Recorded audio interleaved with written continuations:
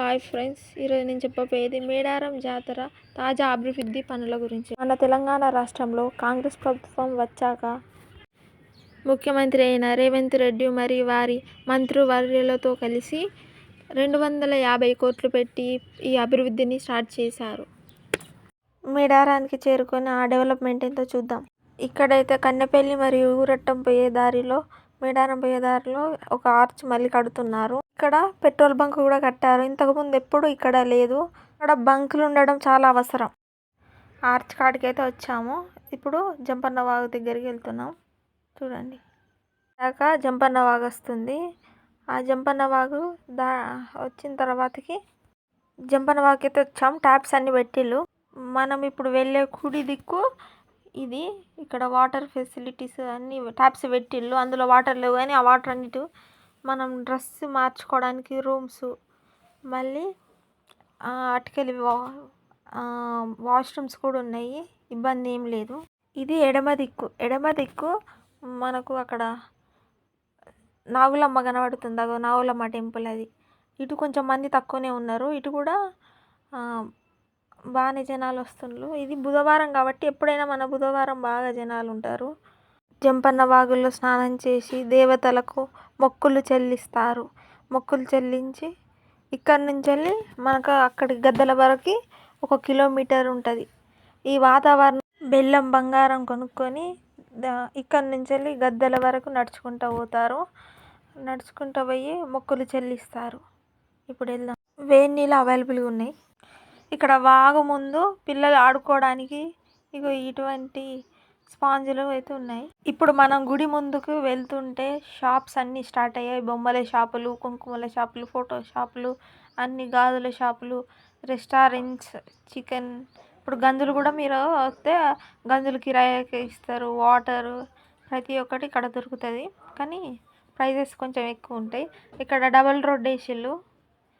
ఇదంతా CC road వేస్తారు. ఇప్పటి మందం సీసీ రోడ్ వేస్తారు.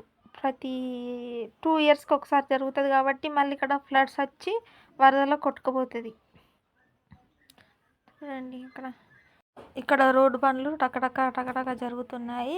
ఇది వచ్చేసి మనం హరిత హోటల్ మ్యూజియం వెళ్ళే దారిలో ఇంకో ఆర్చ్ రింగ్ రోడ్డుతో కడుతున్నారు. ఇక్కడ ఏం పెడతారో తెలియదు కానీ ఇక్కడ ఒక మనం ఈజీగా వెళ్ళిపోవడానికి ఇక్కడ ఒక ఇంకొకటి పెట్టిళ్ళు. మనమైతే ఇప్పుడు ముందుకు వెళ్తున్నాం. బాగా కడుతున్నారు. ఏం కడుతున్నారో తెలియదు. తర్వాత మీకు చూపెడతా. చూడండి షాప్స్. ఇక్కడ డబల్ రోడ్ షాప్స్. తొందరగా వెళ్తున్నాం. ఇది ఈరోజు బుధవారం కాబట్టి ఇక్కడ మనకు చాలా రష్ ఉన్నది. ఈరోజు పైడిద్దరాజు గోవిందరాజుల అది మన విగ్రహాలను మళ్ళీ ప్రతిష్ఠించారు. ఎందుకంటే వీటికి కొత్తగా గుళ్ళు కట్టిళ్ళు. వాళ్ళకి గద్దెలు కొత్తగా కట్టే వరకు ఆ గద్దెలు పాతవి తీసి కొత్తవి పెడుతుండ్రు. అందుకే కొంతసేపు మనుషులను ఎవరిని అలో చేయలేదు. అసలు న్యూస్ పేపర్ కూడా వచ్చింది. న్యూస్లో వచ్చింది, అన్నిట్లో వచ్చింది. వెయిటింగ్ న్యూస్లో కూడా వచ్చింది. కానీ ఇప్పుడు రానిస్తారో రానివ్వరో. మేమైతే అటుకెళ్ళి స్టాప్ చేస్తున్నారు. మేమైతే వెనక సైడ్ నుంచి వెళ్ళి ఎగ్జిట్ నుంచి వెళ్ళి వెళ్దామని చూస్తున్నాం. ఇక్కడ చూస్తే ఇంకా పిల్లరింగ్ కానే ఉన్నది. ఇక్కడ ఏం కడతారో పిల్లరింగ్ ఉన్నది.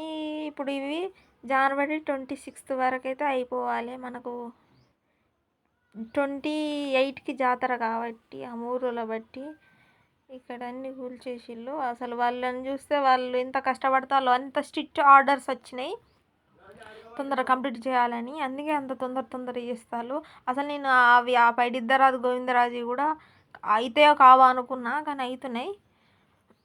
మేమైతే వెళ్తున్నాం. ఇప్పుడైతే మనం ఎగ్జిట్ ఎంట్రన్స్ కాదు ఇది. ఇప్పుడు మనం సమ్మక్క ద్వారం నుంచి ఫస్ట్ ఇట్లా వస్తాం కదా. ఇప్పుడు మేము అటుకెళ్ళి వెళ్ళకుండా ఇటు వెళ్తున్నాం. ఇప్పుడు మీకు బ్యాక్ సైడ్ ఇదంతా చూపెడతా. ఇదంతా బ్యాక్ సైడ్. ఇది ఎగ్జిట్. ఇక్కడికైతే వచ్చినాం. మునుపట్లో రోడ్లు చిన్నగా ఉండేవి, కొంచెం ఫెసిలిటీస్ తక్కువ ఉండేది. ఇప్పుడు మన ఈ ప్రభుత్వం ఆలోచించి ఇప్పుడు మునుపటి రోజుల్లో రోడ్లు చిన్నగా ఉండేది, కానీ ఇప్పుడు పెద్ద రోడ్లు వేసిళ్ళు. మళ్ళీ ఎవరికైనా తెలవడానికి ఎంట్రన్స్లు మళ్ళీ విత్ స్టాచ్యూస్. ఇప్పుడు మనం అటు చూస్తే అక్కడ తాడువాయి దగ్గర ఒక స్టాచ్యూ కట్టిళ్ళు. ఇప్పుడు మనకి ఇక్కడ ఒక స్టాచ్యూస్ కడుతుళ్ళు, ఎంట్రన్స్లు అన్నీ ప్రతి ఒక్కటి. అప్పుడు నీళ్ళ సౌకర్యం ఎక్కువ ఉండకపోయేది, ఇప్పుడు అన్నీ. ఇప్పుడైతే నేను ఎగ్జిట్ నుంచి వెళ్ళి ఇప్పుడు వెళ్తున్నా. ఇప్పుడు మనం చూస్తున్నది ఇది ఈరోజే ఓపెన్ చేసిళ్ళు. ఓపెన్ చేసింది పైడిద్దరాజు గోవిందరాజులది కొత్త గద్దెలు ఓపెన్ చేసి వాళ్ళకు గద్దెలకు అవి పెట్టిళ్ళు. ఇప్పుడు ఇంకా కొయ్య పూజారులు అందరూ ఉన్నారు.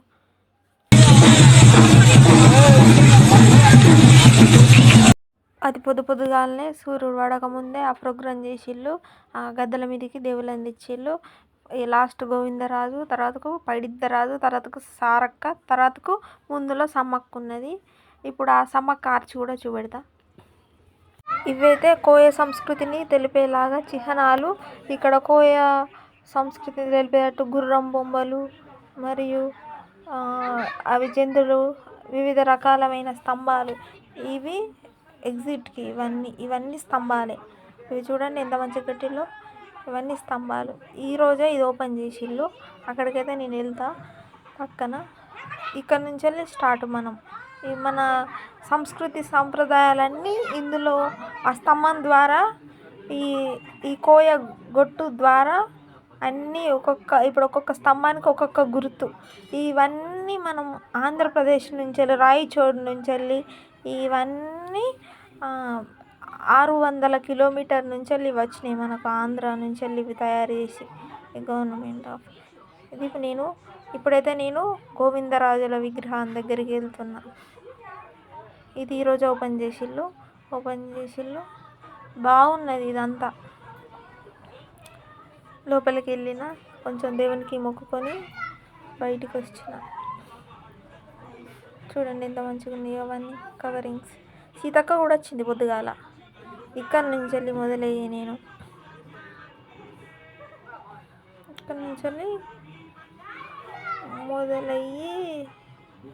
ఇప్పుడైతే నేనైతే సారక్క టెంపుల్ కాడికి పోతున్నా. ఇది అయిపోగానే సారక్క టెంపుల్ ఉంటుంది. సారక్క గుడి దగ్గర చూడండి మన ఎస్బీఐ బ్యాంక్ వాళ్ళు కానుక ఎలక్ట్రానికల్ కానుకగా మిషన్ పెట్టిళ్ళు. ఇవే మిషన్ లాగా సారక్క టెంపుల్ ఈరోజు లాక్ చేసిళ్ళు. ఇక్కడ నుంచి మనం దర్శనం చేసుకోవాలి. దర్శనం అయిపోయిన తర్వాతకి నేనైతే ఒక్కొక్క ఇవన్నీ బొంగుల్లాగా చూడండి ఆ స్తూపాలు ఇవన్నీ. ఇప్పుడు మనం లోపలికి మార్వలే కానీ పక్క నుంచి వెళ్ళి మార్చుకుంటూ వస్తుళ్ళు. వాళ్ళ శ్రమకు వాళ్ళకందరికీ అక్కడ చలినైనా ఎప్పుడైనా చేయాలి. ఇప్పుడు వెళ్ళి నేను ఆ స్ట్రక్చర్స్ అన్నీ నేను చూస్తున్నా. అవి చూడండి ఒక్కొక్క దానికి. ఇప్పుడు మనం నువ్వు వెళ్ళి చూస్తే ఒక్క టెంపుల్ కూడా ఒక్క స్తంభం కూడా ఖాళీగా ఉండదు. ఇది వచ్చేసి సమ్మక్క టెంపుల్. సమ్మక్క గద్దె సారక్క గద్దే కానీ అక్కడ చూడండి. నేను అక్కడికి వెళ్ళి అంకుల్ ఎంత కష్టపడుతున్నారో చూస్తున్నా. చూడండి అంకుల్ పాపం అవర్త చెక్కుతున్నాడు టకటక్క అంత అన్నీ. ఇప్పుడు ఇది పాత గోవిందరాజు గద్దె, అవి కొత్తగా పెట్టిళ్ళు. ఇప్పుడు పాత గోవిందరాజు గద్దె ఇది. ఇక్కడ నుంచి వెళ్ళి మొదలయ్యి మళ్ళీ ఇక్కడ కూడా మొక్కుకున్న దేవునికి. ఇక్కడ మొక్కుకొని ఇక్కడ నుంచి వెళ్ళి మళ్ళీ నేను మొదట సారక్క గద్దె నాగులమ్మ గద్దె ఉండేది కానీ దాన్ని తీసేసారు కావచ్చు. ఇక్కడైతే లేదు. ఇప్పుడైతే మనం సమ్మక్క గద్దె కాడికి వెళ్తున్నాము. మనమైతే అమ్మవారి గద్దెకైతే వెళ్తున్నాము. అక్కడ మనకు ఇవి ఉన్నాయి. ఇప్పుడు మనం స్కానర్ ద్వారా చేయడానికి ఈ కానుక అనే మన స్కానర్ని అక్కడ పెట్టిళ్ళు. మనకు ఇప్పుడు ఎవరన్నా ఎంత పేమెంట్ చేద్దామంటే అందులో పేమెంట్ చేయొచ్చు.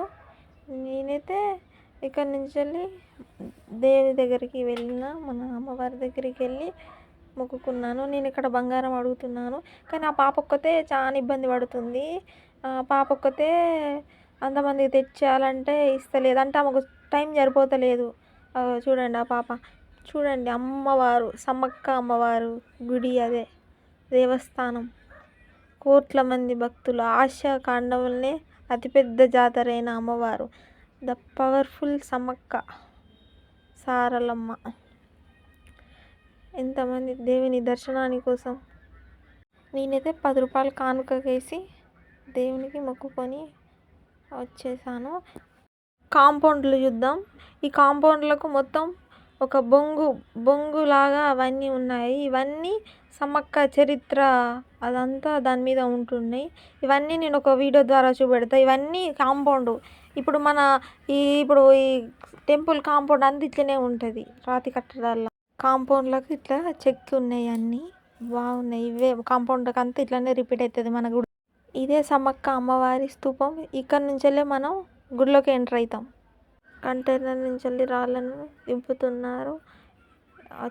జనవరి నెల 28, 29, 30లో ఈ జాతర జరుగుతుంది.